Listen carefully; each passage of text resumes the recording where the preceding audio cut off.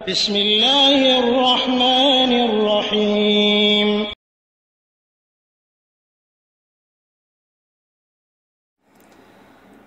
السلام عليكم ورحمة الله وبركاته. الحمد لله رب العالمين، وصلى الله على نبينا محمد وعلى آله وأصحابه أجمعين والتابعين لهم بإحسان إلى يوم الدين. أما بعد، আমাদের একদিনই বোন প্রশ্ন করেছে। তার প্রশ্ন হলো যে উনি একটি কাহিনী শুনেছেন,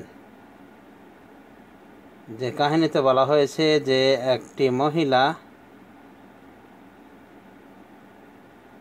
8 বছর যাবৎ দোয়া করে নির্দিষ্ট একটি যুবকের সাথে বিয়ে বসার জন্যে, কিন্তু যুবকটি ভালো ছিল না। এরপরও 8 বছর যাবৎ দোয়া করার কারণে আল্লাহ রাব্বুল আমিন বিরক্ত হয়ে তার দোয়া কবুল করেন এবং ওই ছেলের সাথে তার বিয়ের ব্যবস্থা করে দেন। তো এখন এ বোনের প্রশ্ন হলো যে আসলে কি আল্লাহ এমনটি করতে পারেন এবং দিতে পারেন বান্দাকে যা তিনি পছন্দ করেন না? বিষয়টি ব্যাখ্যা সাপেক্ষ।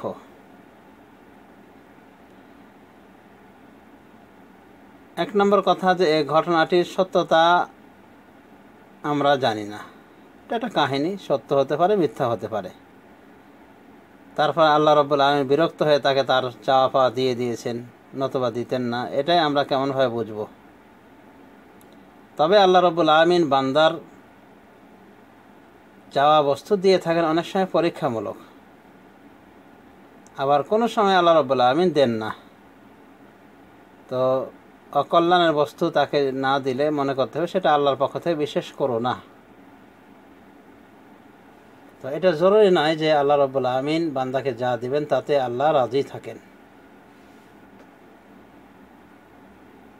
বরং এমনও হতে পারে যে বান্দার নিকটে পছন্দনীয় কিন্তু আল্লাহর নিকটে অপছন্দনীয়, এরপরও বান্দা চেয়েছে, আল্লাহ দিয়ে দিয়েছেন।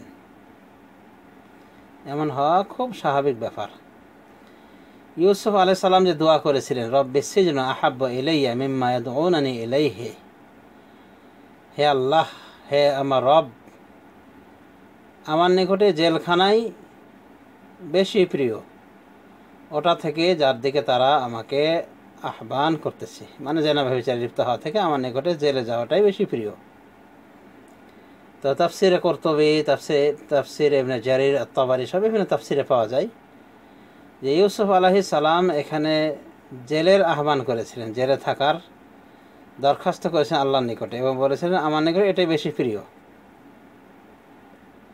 তো উনি যদি এটা না বলে শুধুমাত্র আল্লাহর কাছে আফিয়াত তলব করতেন যে আল্লাহ আমাকে নাজাত দেন এই পরিবেশ থেকে, তাহলে হয়তো আল্লাহ রাব্বুল আলামিন তার ব্যবস্থা করতেন ভিন্নভাবে, জেলে না নিয়ে ভিন্নভাবে ব্যবস্থা করতেন। তো হ্যাঁ, বিভিন্ন তাফসিরে এসেছে। আল্লাহ তাআলা আলাম। কোনোভাবে সহিহ মুসলিমে একখানা হাদিসে এসেছে, রাসূলুল্লাহ সাল্লাল্লাহু আলাইহি ওয়াসাল্লাম এক মুসলিম যুবক ব্যক্তিকে দেখা করতে যান, মানে তার অসুখে তাকে দেখতে যান। দেখেন যে একবারে মানে অসুখে জীর্ণ শীর্ণ হয়ে গিয়েছে, একবারে পাখির বাচ্চার মতো হয়ে গেছে, মানে একেবারে শুকিয়ে গিয়েছে। রাসূলুল্লাহ সাল্লাল্লাহু আলাইহি ওয়াসাল্লাম বলেছিলেন তাকে, হাল কুনতা তাদউ বিশাইইন আও তাসআলুহু ইয়াহু, তুমি কি কোনো বিষয়ের দোয়া করেছিলে অথবা আল্লাহর কাছে চেয়েছিলে এরকম কোনো বস্তু? কালা নাম, লোকটি বলেছিল হ্যাঁ চেয়েছিলাম। কুনতু আকুলু, আমি বলেছিলাম, আল্লাহুম্মা মা কুনতা মুআকিবি বিহি ফিল আখিরাহ, হে আল্লাহ, আপনি আমাকে আখিরাতে যে শাস্তি দিতে চান, ফাআজ্জিলহু লি ফিদ দুনিয়া, ওই শাস্তিটা আমাকে দুনিয়াতে ত্বরান্বিত করে দেন। কি বলেছিলেন যে আল্লাহ আপনি আমাকে যে শাস্তি দিতে চান, মানে আমার জন্য যে শাস্তি রেখেছেন আখেরাতে, ওটা আমাকে দুনিয়াতে দিয়ে দেন, তাড়াতাড়ি দিয়ে দেন। মানে আখেরাতে যেন আমাকে ওই শাস্তি না দেওয়া হয়, আমাকে দুনিয়াতেই দিয়ে দেন ওই শাস্তিটা, ওই আযাবটা। ফাকাল রাসূলুল্লাহ সাল্লাল্লাহু আলাইহি ওয়াসাল্লাম, তখন রাসূলুল্লাহ সাল্লাল্লাহু আলাইহি ওয়াসাল্লাম বলেছিলেন, সুবহানাল্লাহ লা তুতীকুহু আও লা তাস্তাতিউহু, বলেছে সুবহানাল্লাহ। মানে আশ্চর্য হয়ে রাসূলুল্লাহ সাল্লাল্লাহু আলাইহি ওয়াসাল্লামের রাসূলুল্লাহ সাল্লাল্লাহু আলাইহি ওয়াসাল্লাম আল্লাহ তাসবিহ যাপন করেছিলেন। এরপর বলেছেন লা তুতীকুহু, তুমি তো পারবে না, আও লা তাস্তাতিউহু, বা বলেছিলেন তুমি তো এই কাজ করতে সক্ষম নও, মানে এটা সহ্য করতে। আফালা কুলতা আল্লাহুম্মা আতিনা ফিদ দুনিয়া হাসানাতাও ওয়া ফিল আখিরাতি হাসানাহ ওয়া কিনা আযাবান নার, তুমি বলনি কেন আল্লাহুম্মা আতিনা ফিদ দুনিয়া হাসানাতাও হাসানাহ, হে আল্লাহ আপনি আমাদেরকে দান করুন দুনিয়াতে নেকি, কল্যাণ, ওয়া ফিল আখিরাতি হাসানাহ, আখিরাতেও কল্যাণ দান করুন, ওয়া কিনা আযাবান নার, আর জাহান্নামের আযাব থেকে আমাদেরকে রক্ষা করুন। রাসূল সাল্লাল্লাহু আলাইহি ওয়াসাল্লাম বলেন, এটা বলনি কেন?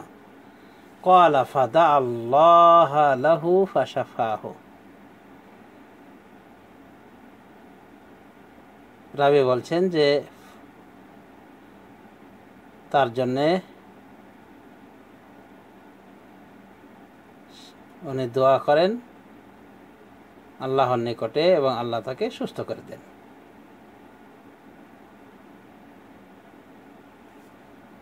তো এখান থেকে আমরা কি বুঝতে পারলাম যে এই সাহাবী আল্লাহর কাছে আখেরাতে যে আযাব আল্লাহ রেখেছেন সেটা চাচ্ছেন দুনিয়াতে,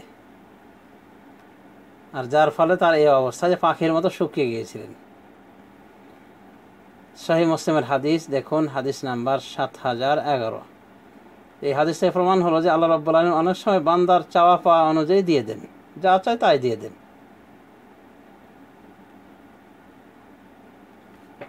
অতএব আল্লাহর কাছে চাইলে ভালোভাবে চাওয়া উচিত আমাদের।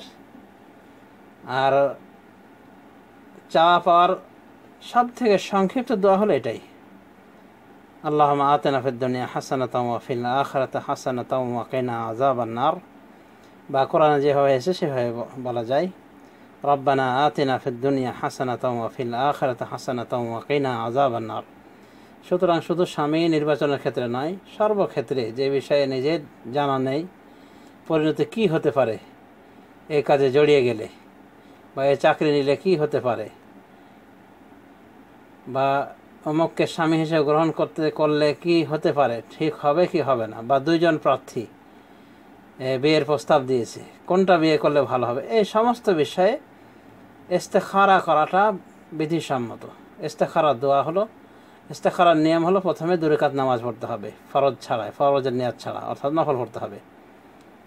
এরপরে বলতে হবে এই দোয়াটি, আল্লাহুম্মা ইন্নী আস্তাখিরুকা বিইলমিকা ওয়া আস্তাকদিরুকা বিকুদরাতিকা ওয়া আসআলুকা মিন ফাদলিকাল আযীম فإنك تقدر ولا أقدر وتعلم ولا أعلم وأنت علام الغيوب اللهم إن كنت تعلم أن هذا الأمر خير لي في ديني ومعاشي وعاقبة أمري أو قال آجل أمري وآجله فاقدره لي ويسره لي ثم بارك لي فيه وإن كنت تعلم أن هذا الأمر شر لي في ديني ومعاشي وعاقبة أمري, অথবা বলেছেন ফি আজিল আমরি ওয়া আজিলিহি ফাসরিফহু আন্নি ওয়াসরিফনি আনহু ওয়াকদুর লি আল খায়রা হাইসু কানা সুম্মা আরদিনি বিহি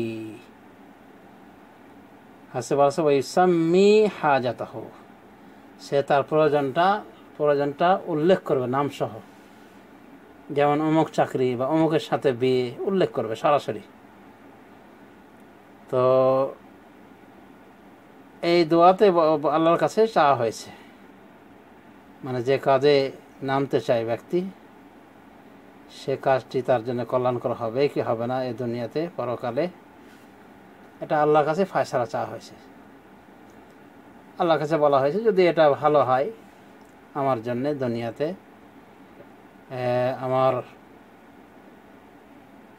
জীবিকায়, মানে জীবনে, আমার দিনে এবং আমার জীবনে এবং আমার লাস্ট রেজাল্টে, শেষ পরিণতিতে ফাকদুর হলি, তাহলে ওটা আমার জন্য আপনি নির্ধারণ করে দিন। ওয়াসসির হলি, এবং ওটাকে সহজ করে দিন। সুম্মা বারিক লি ফিহে, এবং অতঃপর তাতে বরকত দিন আমার জন্যে। আর যদি আপনি জানেন, অর্থাৎ হে আল্লাহ, আপনি যদি জানেন যে আন্না হাদাল আমরা শাররুন লি, এই কাজটা আমার জন্য অকল্যাণকর হয়, অকল্যাণকর হবে আমার জন্য, আমার দিনে, আমাশি, আমার জীবনে, ওয়াকিবাতে আমরি, আমার শেষ ফলাফলে, অথবা রাসূল সাল্লাল্লাহু আলাইহি ওয়াসাল্লাম বলেছেন আজিল আমরি ও আজিলহি ও আজিলহি, অর্থাৎ আমার দুনিয়াতে ও আখিরাতে, একই অর্থ। তো রাসূল সাল্লাল্লাহু এটা বলেছেন নাকি এটা বলেছেন, এইরকম ইখতিলাফ উল্লেখ করেছে রাবি। এর আগেও উল্লেখ করেছেন এভাবে যে এটা যদি কল্যাণকর হয়, এরপর বলা হয়েছে আমার দিনে, আমার জীবনে, আমার শেষ পরিণতিতে, অথবা বলেছেন আমার দুনিয়া এবং আখিরাতে। তো কি বলা হয়েছে লাস্টের দিকে, যে আপনি যদি জানেন যে এই কাজটি আমার জন্য অকল্যাণকর, আমার জন্য, আমার দিনে, আমার জীবনে, আমার শেষ পরিণতিতে, অথবা বলেছেন এটা যে দুনিয়া এবং আখিরাতে, আমার দুনিয়া এবং আখিরাতে যদি এটা অকল্যাণকর হয়, ফাশরিফহু আননি, তাহলে এটাকে আমার থেকে ফিরিয়ে দিন। ওয়াশরিফনি আনহু, এবং আমাকেও ফিরিয়ে রাখুন ওটা থেকে। ওয়াকদুর লি আল খায়রা হাইসু কান, আর আমার জন্য কল্যাণকে নির্ধারণ করুন যেখানে থাক না কেন। সুম্মা আরদিনি বিহি, অতঃপর আমাকে, সুম্মা আরদিনি, অতঃপর আমাকে ওটা দিয়ে রাজি করে দিন। আর যখন বলবে যে এই কাজটি, তখন উল্লেখ করবে এই কাজটি কি পর্যায়ে, যেমন বিয়ে হলে বিয়ে, চাকরি হলে চাকরি, বিয়ে হলে কার সাথে বিয়ে, এক কথায় সব উল্লেখ করতে পারে, অসুবিধা নেই।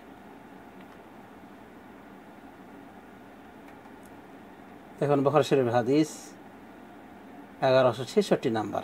আসলে আমাদের অনেকেরই